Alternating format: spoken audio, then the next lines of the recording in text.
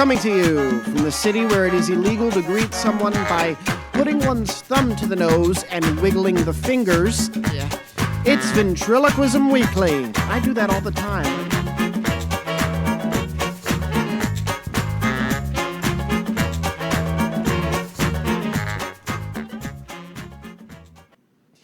Hey guys, Matt Bailey here, and I got to tell you, I've been waiting for this one for over a year.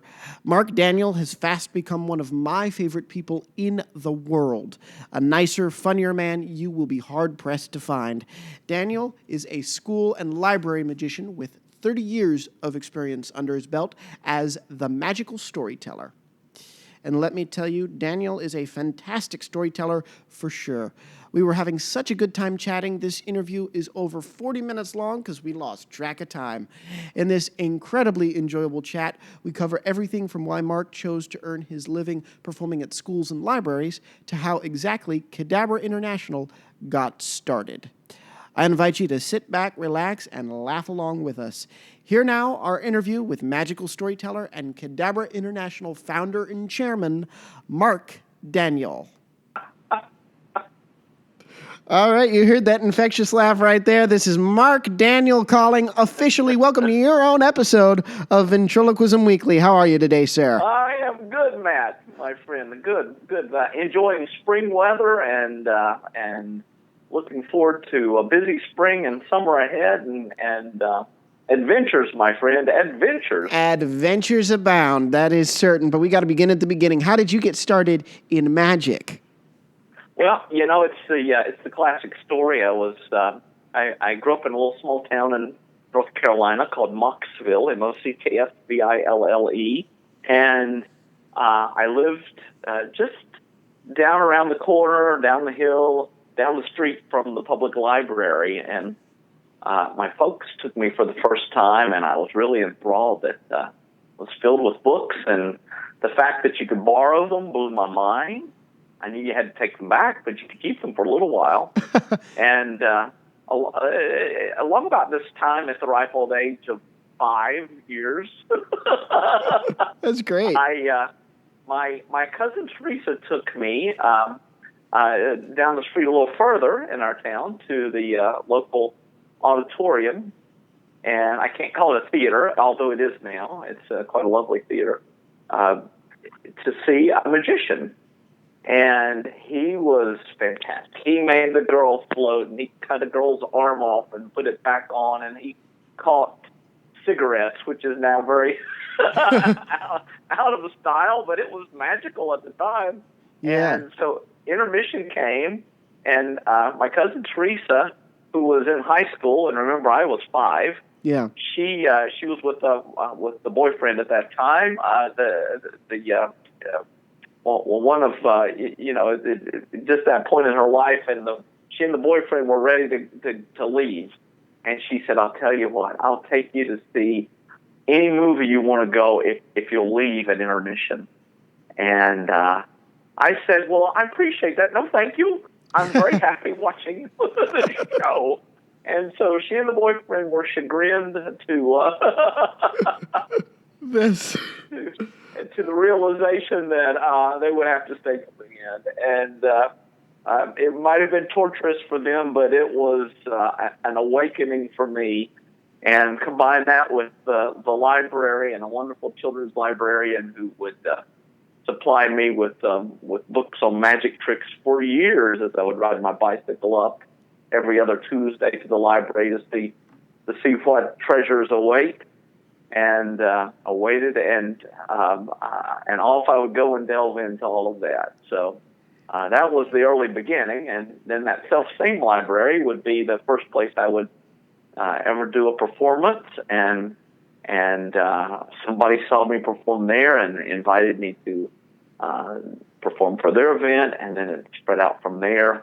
And now all these many years later, I just realized I'm about to celebrate my 30th year full time this summer, which is really exciting of this performing adventure, and I still get just as excited. I've since I last saw you, Matt, in January at the conference out in Oxnard. Yes, it's now April.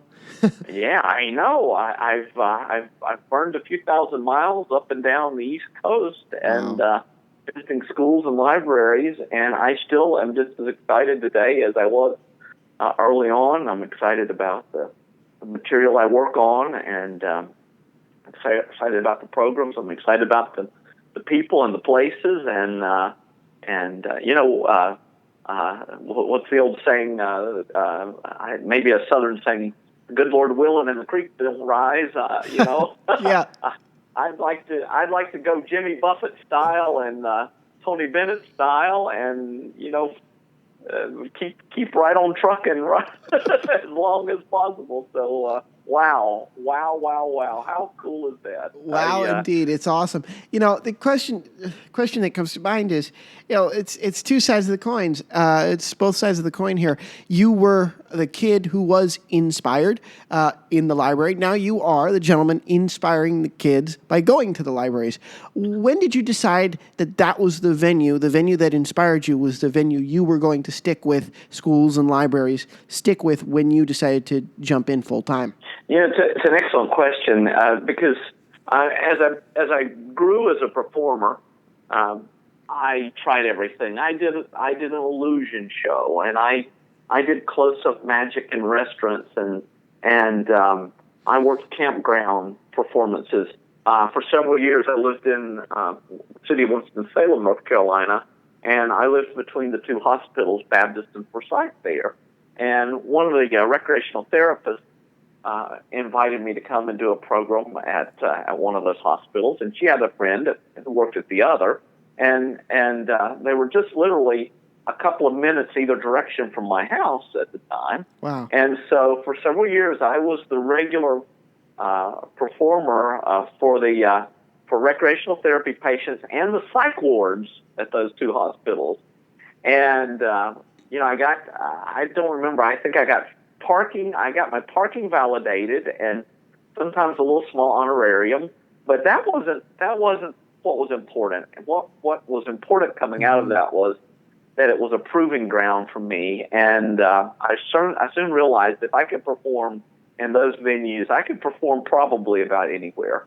And so I continue to just accept every invitation, be it a church banquet or a scout event or a school or library, whatever it was. But then over the years, I started to realize something, that reading was a great passion of mine. It's what inspired me. And the whole performing thing I love. So why not meld them together? And that was what gave me a little springboard to whatever small success I've had, was that blending and sticking with that direction. So it's taken me to thousands of schools and hundreds of libraries, and I just feel so privileged, and what a great blessing that's been. Absolutely. Did you have a full-time job before you decided to go pro, or have you been? I did. I was in the restaurant business, interestingly enough. I was working for the Bennigan's restaurants chain, which has mostly disappeared, if not entirely.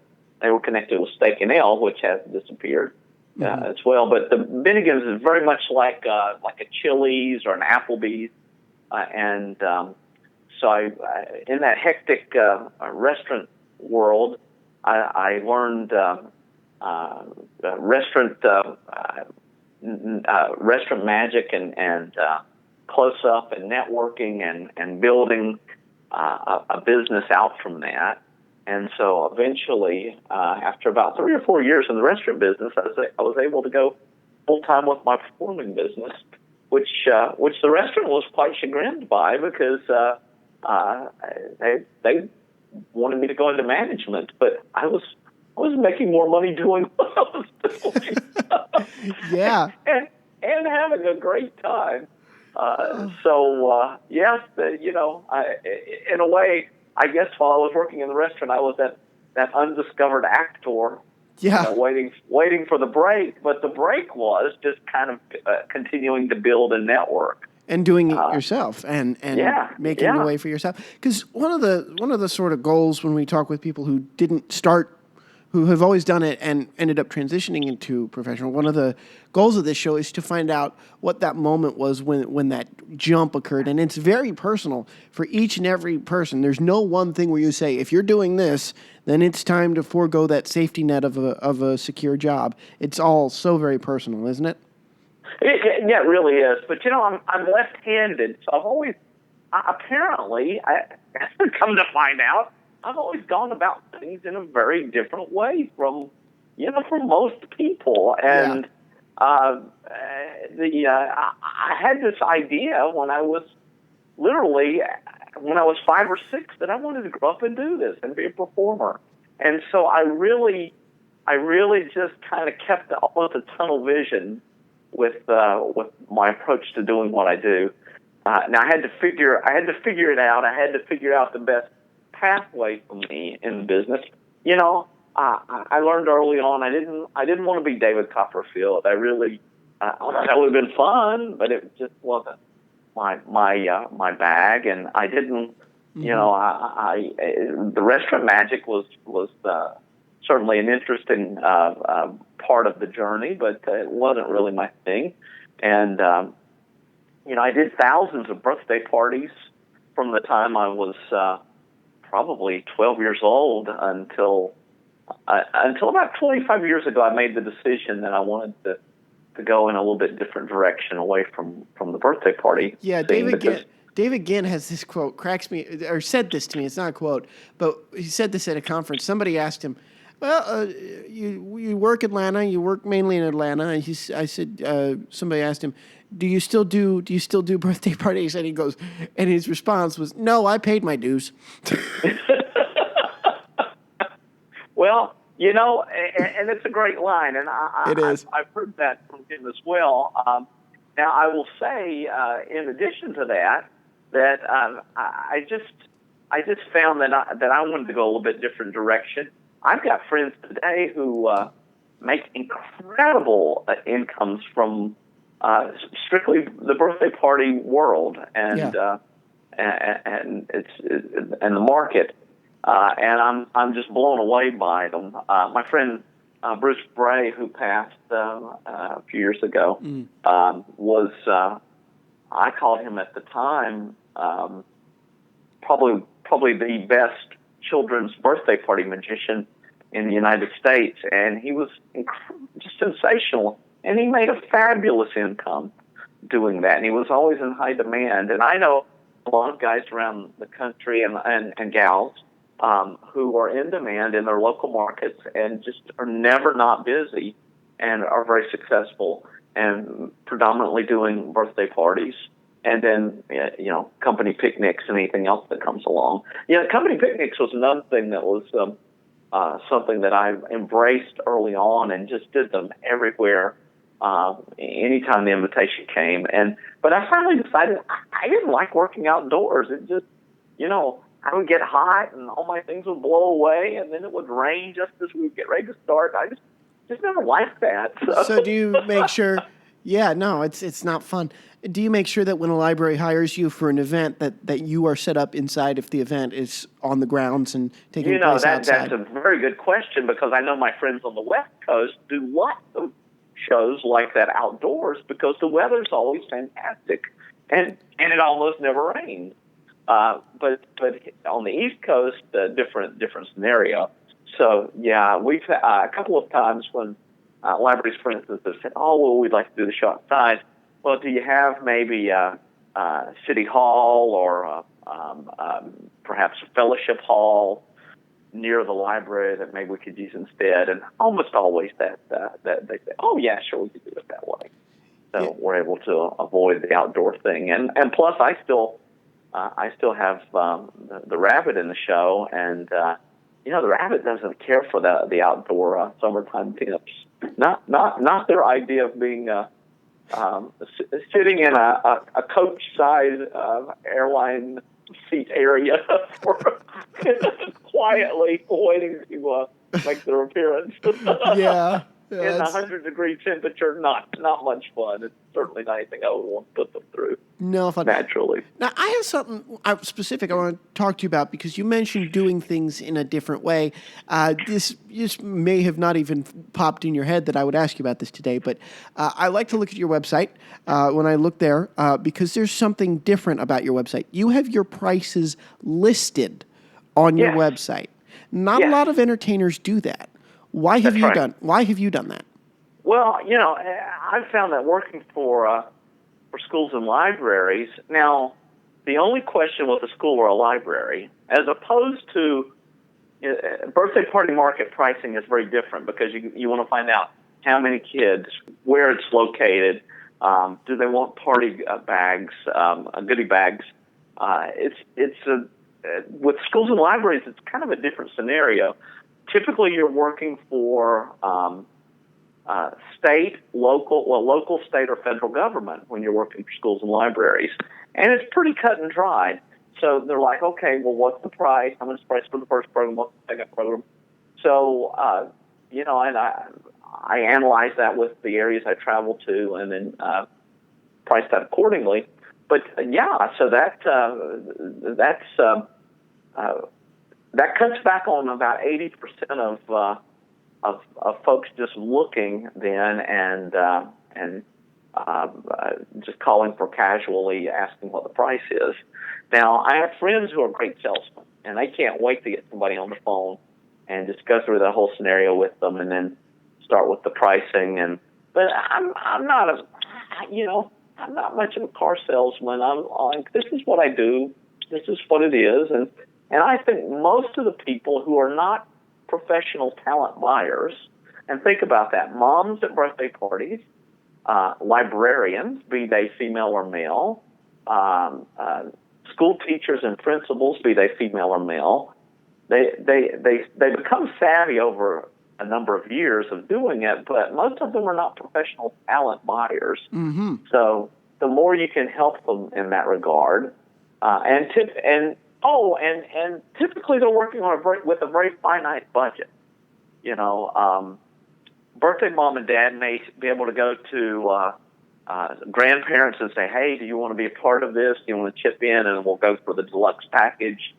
A school, for instance, maybe not as much so. They're either looking at a grant or they're trying to piece together something from the PTA and maybe some kind of fundraising fund or the book fair. So they have a very finite amount of money, and so they appreciate knowing what it's going to cost up front, and then they can quickly make that decision if you're the right person for what they're looking to fill.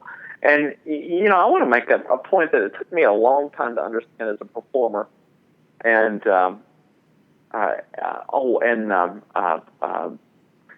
it's this that for the longest time early on in my performing career, I thought, well, this is my show, and this is what I'm going to give to the people that hire me. But later on, I came to understand that, no, I'm in a service business. It's my job to find out what my client needs and then fulfill their need, not just with what I have initially, but maybe I need to customize, maybe I need to write something just specifically for them. But the more I did that, the more it seemed like the more successful I became as a performer. And I'm a small business. I'm a micro business in reality.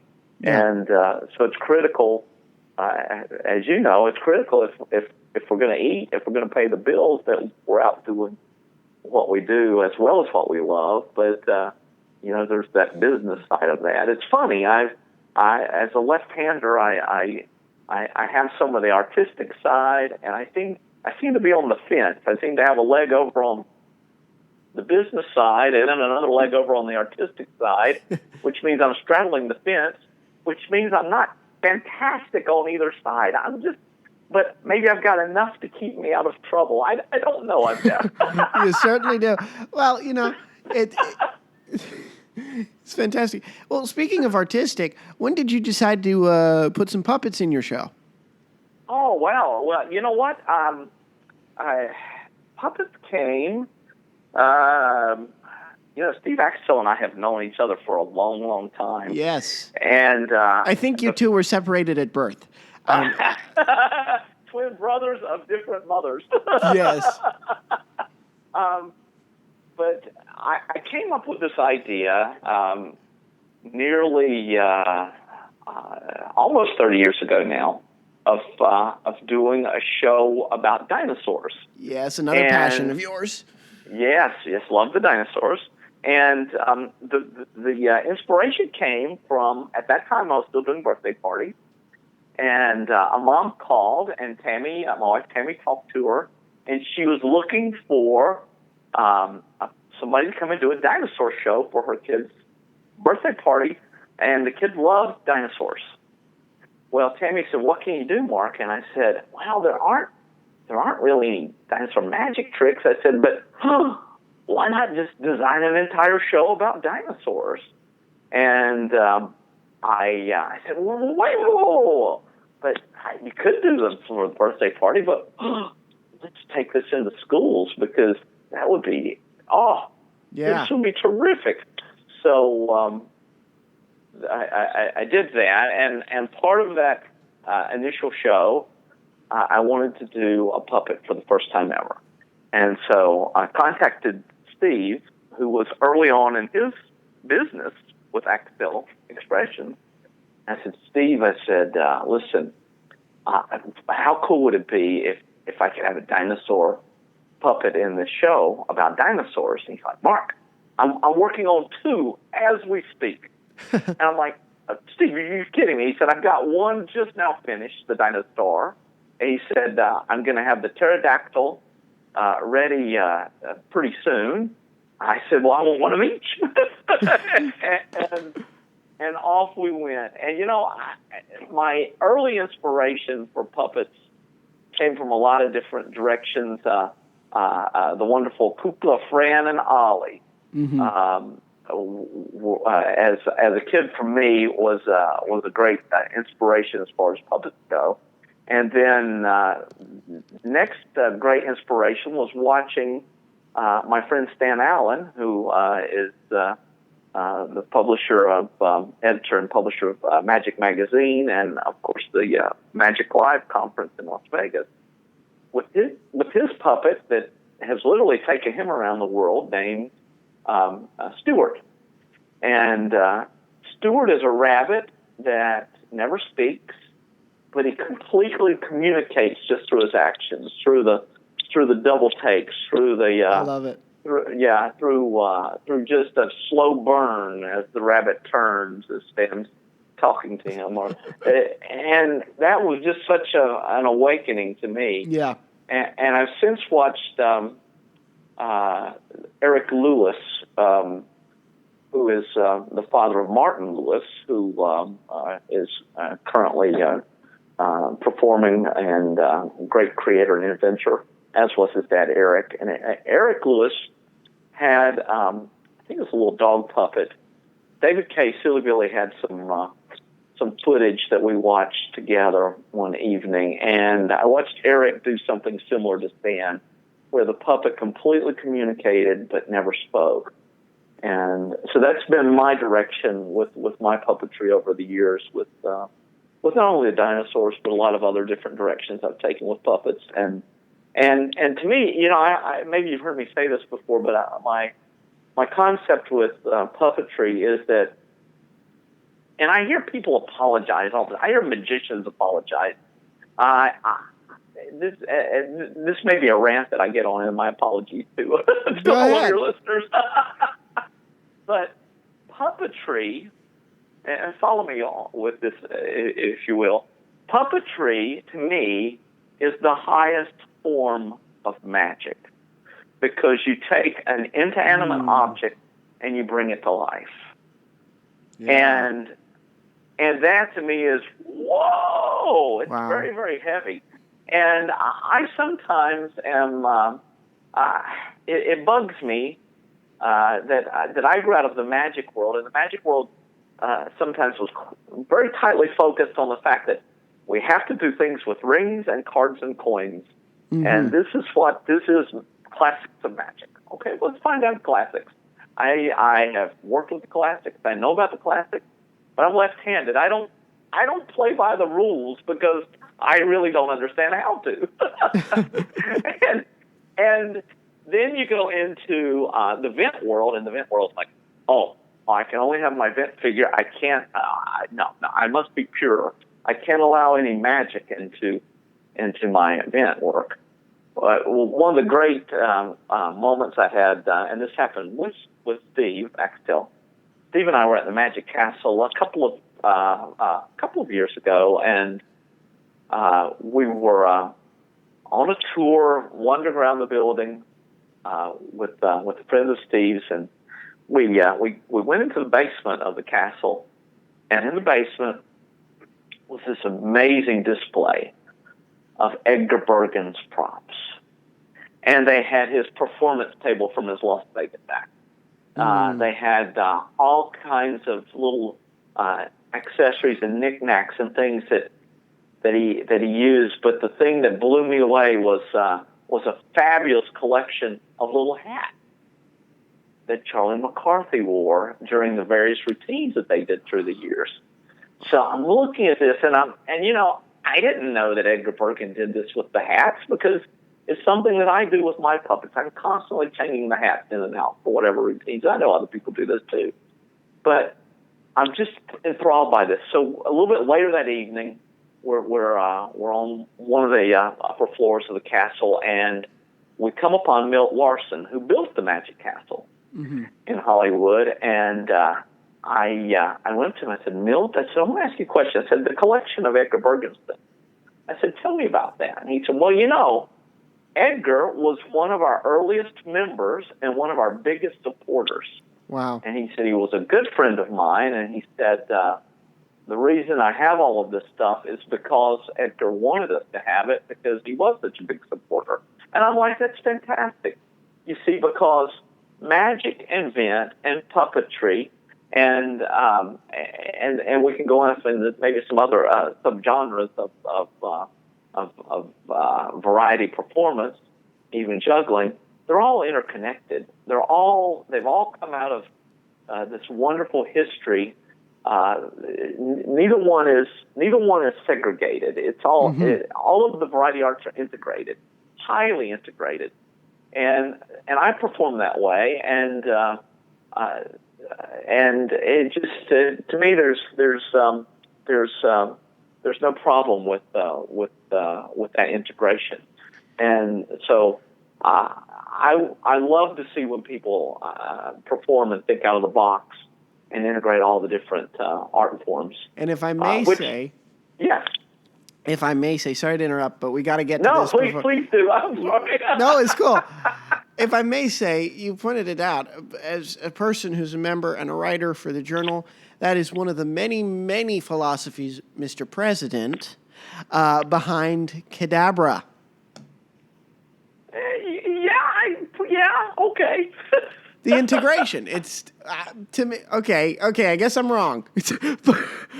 You're right. You're very right. But that whole integration thing, because you have KIDabra members who are magicians. You have KIDabra members who are vents. You have KIDabra members who are jugglers. They come from all over. Can you talk a little bit about starting KIDabra and how that came about? Sure. I was I'm going to go back. Tammy's out visiting for the evening. If she were here, she could tell me the year. But it was 25 or 30 years ago, before our boys were born, our twins were born. We were traveling a lot, and it was a very formative time for my education to go into this as a profession. I was traveling the country. She and we were going to a lot of the conferences, studying a lot of the people that I was interested in, like a Stan Allen and some of the best magicians out there. I wanted to spend time watching them perform live and getting to know these people. And but there was a catch. There was a challenge. I was a kid show performer. It's what I did. It's what I wanted to do. And I'm going to magic conventions at this time, and then later on, lots of clown conventions too. Yeah. And I'm sitting at the magic conventions, and for a whole weekend or for a week, if I were at one of the nationals, and I would see one kid show lecture, and everything else is cards and coins and whatever. But there would be one token kid show lecture, maybe, and it would usually be somebody good. It would be like the wonderful Trevor Lewis from Wales, or it would be a David Ginn, or maybe a Samuel Patrick Smith, but it would be just one. And I'm sitting there thinking, year after year at these events, be they regional, be they national, and then later on at the clown conventions, watching them do the wonderful skits and then doing their classes on face painting, which is a wonderful skill and craft, and balloon what I call balloonology, which is a wonderful skill and craft. And I'll do an aside, but however, Buster Balloon and Annie Banani and Todd Neufeld and Albert Novo are folks that are doing some revolutionary stuff, Geniuses. bringing balloons back to performance or orientation instead of just as a craft form. Mm-hmm. But I was watching all of this at these conventions, and I'm like, whoa, where's the convention for me as a performer, as somebody who wants to be a professional performer, and then after that, somebody who was a professional performer. Where's the convention from my point of view? Yeah. Because I'm not a hobbyist. I'm not. Wasn't too terribly involved in collecting, which that's wonderful, by the way. But where was the conference for me where I could learn stagecraft and the study of performance and where I could see other kid show performers? And I'm sitting there thinking about it. And I'm like, oh gosh, my dad's always said that line about if it's to be, it's up to me. And never in a million years thinking that I would be involved in something like this today. And so I started asking some questions, and my friend Steve Kissel, who lives in Norfolk, Virginia, he's done the wonderful Circus Magic Convention, which is a clown convention, for years, for over 30 years now, in the Williamsburg, Hampton, Virginia area. I was sitting in his kitchen in Norfolk one evening, and we were batting around some ideas about conferences, and I said, Steve, that's funny. And I said, I got this idea.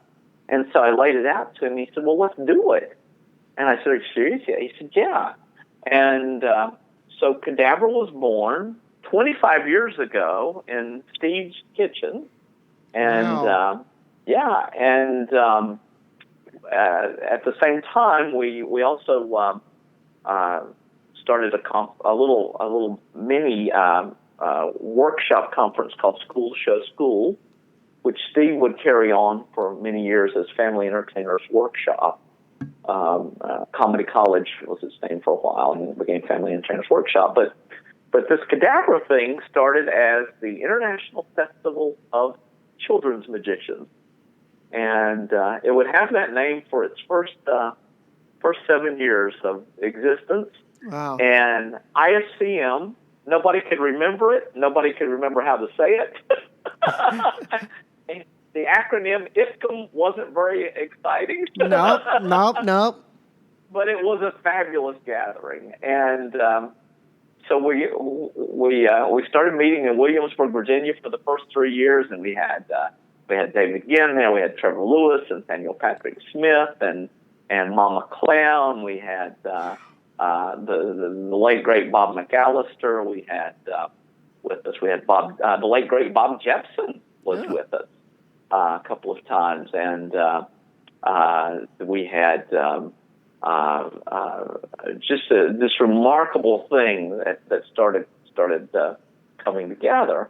And after the first 3 years, Steve and his partner Lou at the time were part of this. They said, we're kind of we'd kind of like to do something else, we think. So Tammy and I took over the conference, moved to Myrtle Beach, where it was for 3 years, and we moved away. We loved Myrtle Beach, South Carolina, fantastic place, but not fantastic in August because that's hurricane season. Yeah.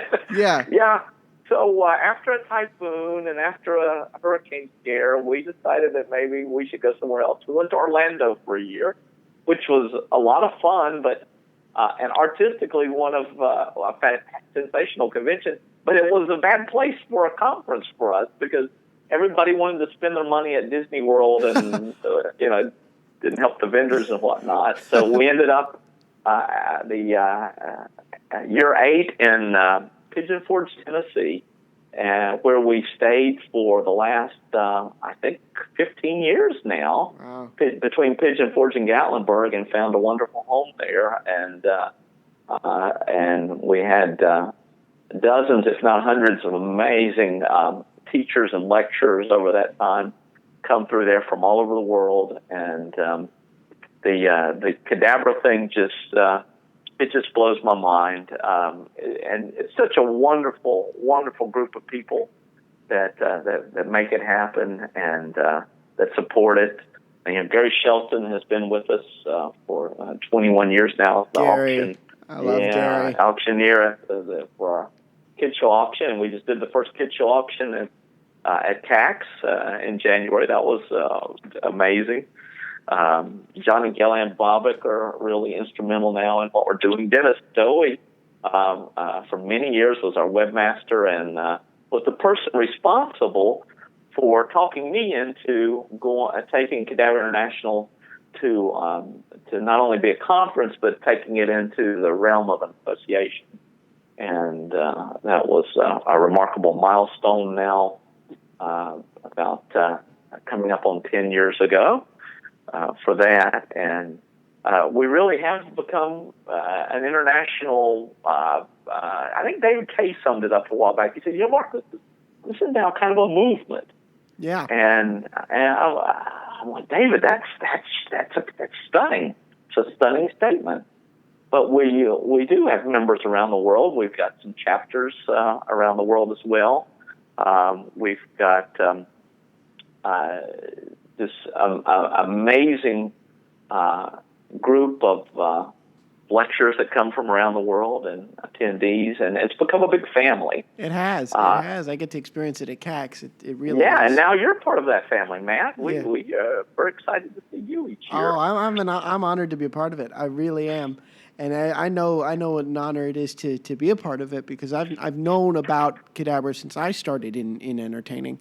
How does it feel for you? Is it weird? I mean, like you said, you didn't ever think this would happen. So is it weird, or because it's been about a decade now, has that subsided? And how does it feel to be in charge of this big international movement, as David? Well, it's still fun. Yeah. And I still get so excited to see my friends. I get so excited when we have the lectures and events that are just that I know will only ever happen once in a lifetime. That's just phenomenal to me. I get excited that other people have found a place that it speaks to them. I've had people break down and cry at KIDabra because they've never been around a group of people that accepted them, because and other walks of life, what we do is considered a little bit off the beaten path. Oh yeah. And because we focus on kids show and family performing, we're a subgenre of whatever, whether it be magic or event or juggling or clowning, but to me it's very normal. It's my life. When I get up in the morning and when I go to bed each evening, this is the world I move in. So I forget that to muggles and even people in the entertainment industry who are not involved in kids show and family things, that what we do is really unique and unusual and interesting and very cool. But speaking of very cool, I want to mention something to you. The KIDabra Journal is a big part of KIDabra, and of course you're a columnist for the magazine. Yeah, never thought that would happen. Tammy has been working really hard the last couple of weeks. We're down to the proofing and getting a little tweaking done on the next issue coming out, and I was reading your column this very morning. Oh, great. And the last sentence of your column says, I may not be hip, I may not be cool, but I own up to it. And you know what? I think I love your column, by the way, and I hope people will read the whole column. Thank you. And not just the last line, but that last line. Just I read that and it spoke to me because it kind of sums up my deal, my life and what I do.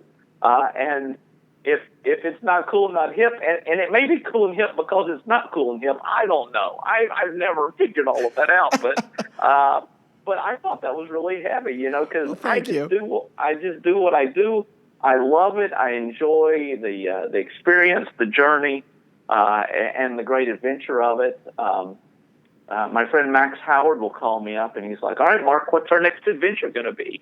And it really is an adventure, Matt. I mean, these conferences have when as they come together, it's very exciting. But I'm there from the first moment each year, and each conference as the people start to arrive, and as the things start to build, and the stage comes together, and the vendors room comes together, and I just pinch myself sometimes because it's unlike any experience. I'm kind of ruined, by the way. Yeah. I go to other conferences and I'm like, okay, well, where's all the people that I know? Where's all my friends? We're not at KIDabra. Oh, okay. Well, I need to have this new experience. I need to. But it's not KIDabra. Yeah. So I miss it. And if I'm somewhere else, but boy, is it an exciting and it's a very special place. And I'm privileged to be a part of it. It really is, and I got to tell you, with that attitude, you would not know that when you're running it, that the weight of the world is on your shoulders because, like you said, it's all about the friends and enjoying the time. And I think they make the stress that I'm sure you and the lovely Tammy have to go through in order to put it on all worth it. Well, the stress is there certainly, but and it is a family. We get along like a family. We laugh like a family. We eat together as a family. We love like a family, and we fight like a family. And that's usually where the stress comes from. The little infighting that most folks will never be aware of, never know about, and no need to. But yeah. That is part of being a family. Oh no, I wasn't talking about that stuff. I stage manage our Kutztown convention every year. I stage manage the evening show with the talent that the guys book, and I know what a stress they go through. They pitch into the pot because it's a small convention. They pitch into the pot with registration and everything. They don't get to enjoy it because they're running around like a chicken with their head cut off. You see it from a very different viewpoint. Yeah. Yeah. So, but like you said, with something where it's a couple days, at the end of the night, you can just sit down, relax in the lobby of the hotel or wherever, and just catch up with friends. Yeah, I've always said with KIDabra is the conference I always wanted to attend, but I never will be able to because I'm running around like a wild man. Usually, if you see me standing and I'm quiet and it looks like I'm not doing anything, my mind's going about 300 different ways, which is fine. It's just part of it, but it's it's like a military exercise to execute each time. Yeah. And it's funny, you would think, well, all right, you've done this enough. It should be no problem. Well, no, it's still a lot of work. Yeah. And this year you're going back to Williamsburg, Virginia, correct? That's right. We're going back to the future, back to where it all began. I love it. Back to where KIDabra was born, and we're very excited about that. Tammy and I were there a few days ago, and we stopped by the hotel. We're looking around, and I was visualizing where things would go and what it would look like, and and I love the area. I've gone to the area for as long as I've gone to the Pigeon Forge area, and there's so much to see and so much to do there, so much history which I enjoy, And it's a great location for people to get in and out of as well. It really is. So I'm very excited about that, and I'm looking forward to seeing all my friends in just a few months, actually, in August. Absolutely. That's wonderful. Well, Mark Daniel, we have been on here for the better part of an hour, 45 No way. minutes. Almost 45 amazing, minutes. Man. This has been a lot of fun. I can't wait. I know you're going to come back because you just have story after story. And I can feel with somebody as interesting and as left-handed as you, we have... Hey, don't worry, I'm left-handed too. Wow. Just barely scratched the surface. All right, Mark Daniel, thank you so much. Man, a pleasure, my friend. Anytime. Thank you, and thank you for your contributions and all the wonderful things that you're doing. Thank you for letting me play. Oh, what fun. Thank you, Mark. I'm so glad we finally got to do this, and I know you'll be back because even if it's not another episode with just you, CAX 3.0 will arrive sooner than we think. To learn more about Mark, visit magicalstoryteller.com or learn more about KIDabra by going to KIDabra.org, and that is the KIDabra International Association of Kids Show and Family Performers. That's it for us this week. Next week, Joe Self joins us to talk about his journey in puppetry, including over 20 years working for the man many referred to as the maestro himself, the dearly departed Rene. A reminder, you can find all you need to know about Ventriloquism Weekly by going to our website, ventriloquismweekly.com. And when I say everything, I do mean everything about the show, about me. I do a blog sometime, haven't done it in a few months. And, of course, the Sit Stand, which is available at showtimemagic.com and axtell.com. You can find out more by visiting our Facebook at facebook.com/talkfor2. That's our social media, TALKFORTWO. Tweet at us and tweet about us at and hashtag #talk4two. And you can even use the hashtag on Facebook as well. It lights up blue and you can click it and I can see who's talking about the show. From New York, signing off for Ventriloquism Weekly, I'm Matt Bailey, reminding all you vents out there to keep talking for two.